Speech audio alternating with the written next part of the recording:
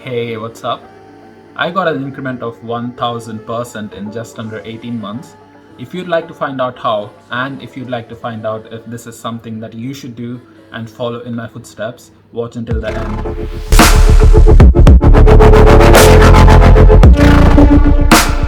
So, before I begin this video, to the 103 people who subscribe to the channel, thank you very much. You guys are the motivation behind this video. So I've got to give you guys a little bit of a context, so it's going to be a little bit of a story time, so please forgive me. So to start off with, I did not graduate like most people within 4 years. I took about 6 years to complete my undergraduate degree in mechanical engineering, and that was because my college wouldn't let me sit exams without me attending every class. Apparently we had to have about 85% attendance to sit the exam, and funny enough, I ended up writing all the exams without attending most of the classes, and I was also not eligible for most of the placements in the college because I had a lot of backlogs due to this. So I graduated without a job. So here I was, a mechanical engineer with a piece of paper with no job. So after I graduated, I tried applying for a lot of jobs for about a month and nothing worked out. I even tried, applying for a couple of IT roles, and those worked out. They had a very good salary, but I did not want to waste my degree because I spent about 6 years getting that degree and I wanted to put it to good use. So I heard of this course, and people said that they would also help me get a job. So I had to pay an additional 60,000 on top of the 15 lakhs that I already invested to get the mechanical engineering degree to go attend the course. And I was fortunate enough to land a job in the first interview that the course got me. And this job was for a machine tool building company, and the package was 2.5 lakhs per annum. So this roughly equated to about 16,000 per month, and I had to spend about 4,000 every month on fuel because the company was about 20 kilometers away from my home. But I was fine with it because I was living with my parents back then and I didn't know how to pay rent. But the company, they promised me an increment of about 15% after the first year. So I worked there for a year, and when it was time for them to give me my increment, they said that they couldn't give me the increment because of COVID. Now, I was already 24 years old as a mechanical engineer, and I was making about 16,000 a month, and I felt like a failure and I couldn't sleep most days.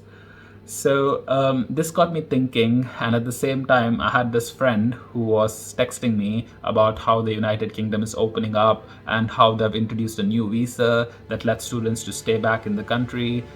So I started doing a lot of research, and I mean a lot of research. So I used to go to forums, I used to talk to people who are already studying there. I would understand what the prospects are for a job. I would look up the shortage list, and this. I also looked up how many companies were there in the United Kingdom, and I also took a look at job boards and tried to understand how many vacancies were available and stuff. So after doing a lot of research, I was convinced that since I had a year's experience being a mechanical engineer, since I worked on about 3 projects already, I felt like I could sell myself, and I felt like I had a pretty good chance of landing a job in the United Kingdom.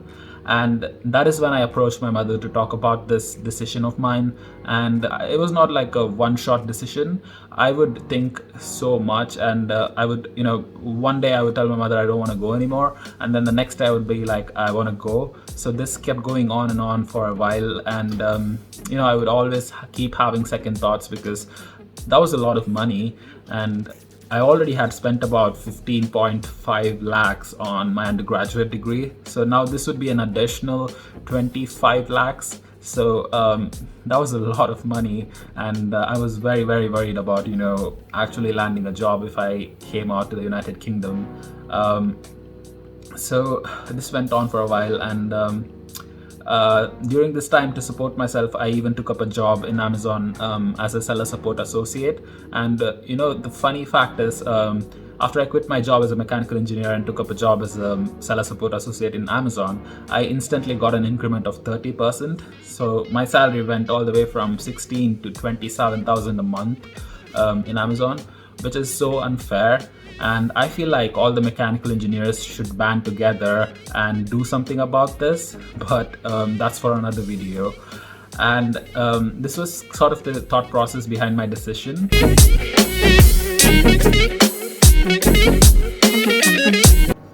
So now that you know about my thought process and why I took the decision to come out here, I'm going to talk a little bit about who should follow in my footsteps and who should pursue a master's degree.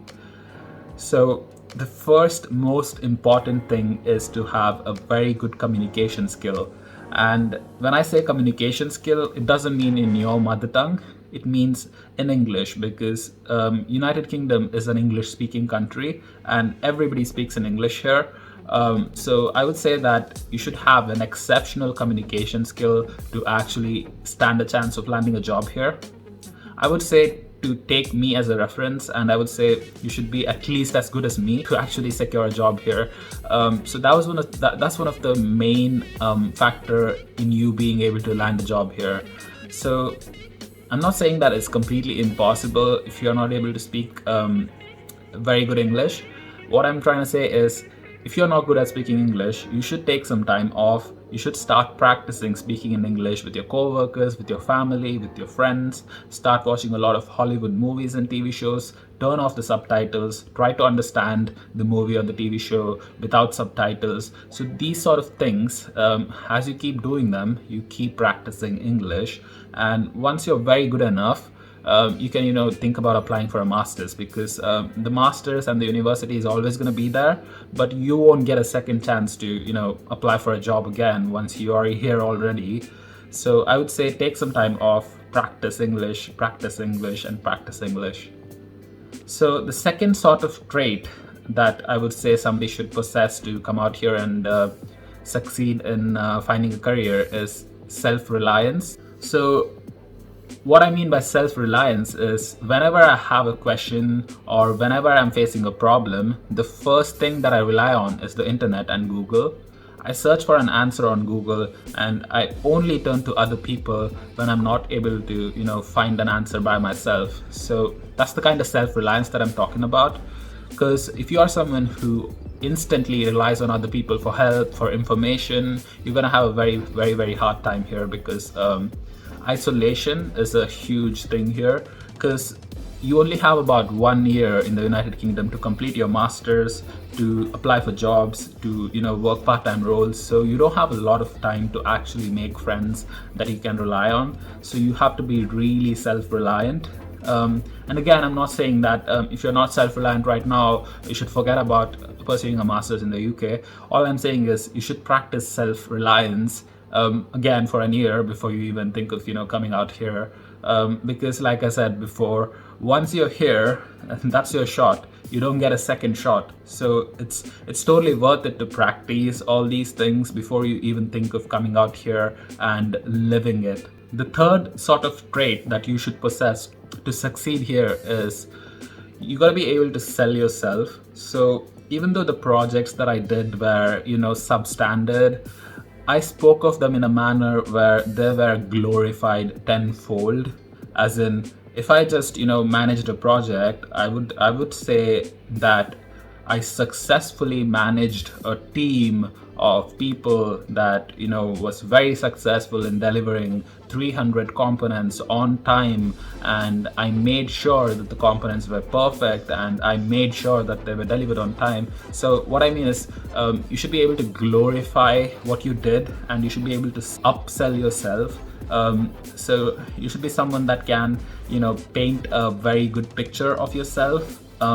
So if you're really good at that, so you'd have a very good chance of landing a job in an interview. So again, this can be practiced as well. Look up a lot of videos, especially by this guy called The Interview Guy, I think, on YouTube. He has like really nice answers for most questions. So I would say practice answering interview questions, and also practice upselling yourself. And the fourth sort of trait that I would say somebody should possess is resilience, because once you come out here, you face a lot of failure. You make so many applications and you get rejected so many times that it's easy to kind of give up and accept failure. So you should be really resilient, and you should keep on applying to jobs no matter how many times you get rejected. So you should have a lot of that sort of a hard skin to keep going, keep applying irrespective of the failures. So I would say somebody like that would have a very good chance of landing a job here. The last kind of trait that somebody should possess is that you should be a people person. I'm an introvert by character, but when it comes to speaking with other people, networking with people, I get into the moment, and I speak really well with them.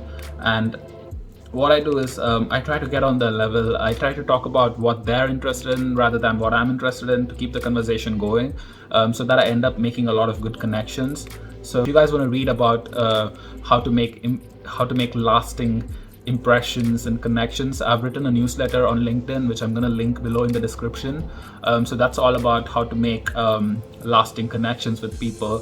So I would say that you'd have to be really, really good at making connections with people, because the only reason that I managed to land a job is because I had a really good conversation with this HR, and she remembered me, and then she put my name across with a recommendation for an interview, and that's how I got an interview, and I managed to convince the interviewers that I'm a very good fit for the role, and that is how I managed to land my job, only because somebody remembered the conversation that they had with me. So that's the power of making lasting impressions and connections. So I would say that you'd have to be really good at having conversations, connecting with people, to be able to widen your network and to be able to successfully land a job here in the UK. So I feel like these are sort of the traits that a person should possess, and I feel like these are the sort of things that you need to practice even before you decide to pursue a master's degree, in order for you to be successful and get a return on your investment. So I hope you guys liked the video, and thank you again for watching. And like always, if you have any questions, drop them in the comments or get in touch with me on my socials. There's a link to all my socials on my channel. Thank you again for watching. Peace.